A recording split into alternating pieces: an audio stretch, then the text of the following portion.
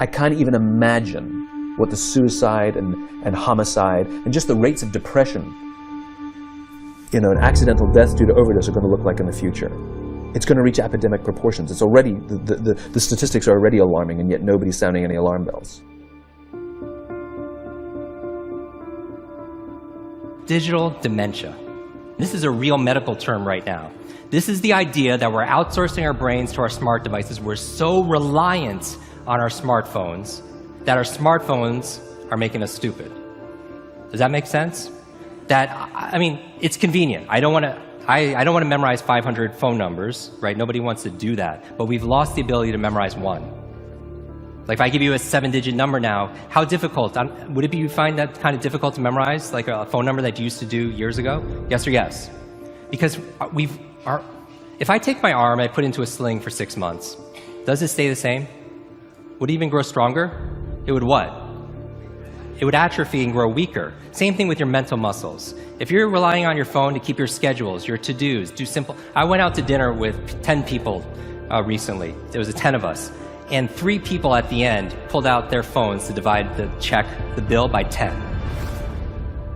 We've lost the ability to be able to do certain things, and so that's where digital dementia is. Smart devices could be extremely convenient, but they could be crippling also. So it could be a balance. Can I borrow someone's phone, please? Anyone? Thank you. Okay, there is a subconscious reaction to these devices when we use them. Okay?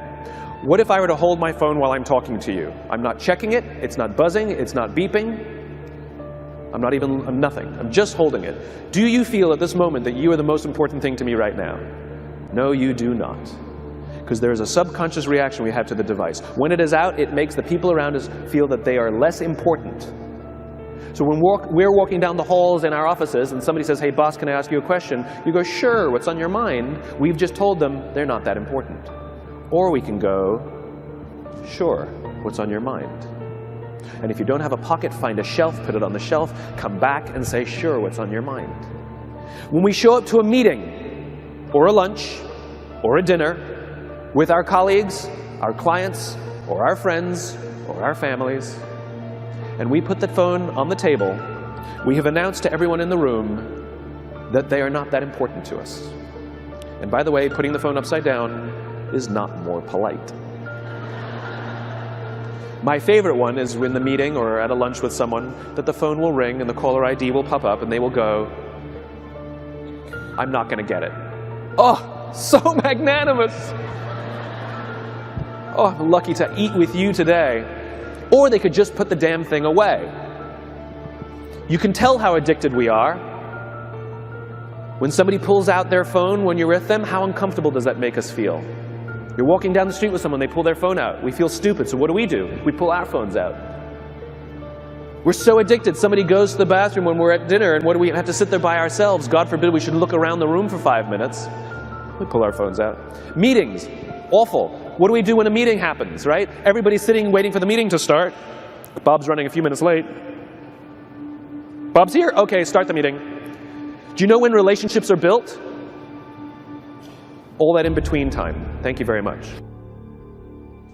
Parents have to intervene. We have to stop giving our kids free access to social media and phones at young ages. They are not ready for it. Their minds cannot cope with the dopamine.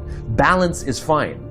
You can give a kid a phone, but they can't use it in their bedroom. They can't have it at the dinner table. They can't take it to school. They can only have it up to a certain hour, and you take it away.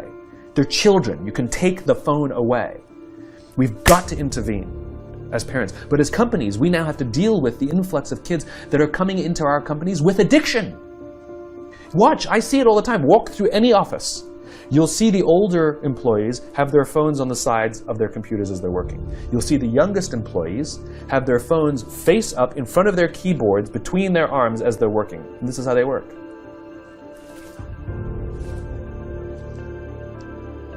And the science is alarming. They did experiments on mice where they did the multitasking. They put flashing lights to mimic going from the computer to the cell phone, the computer to the cell phone to the TV.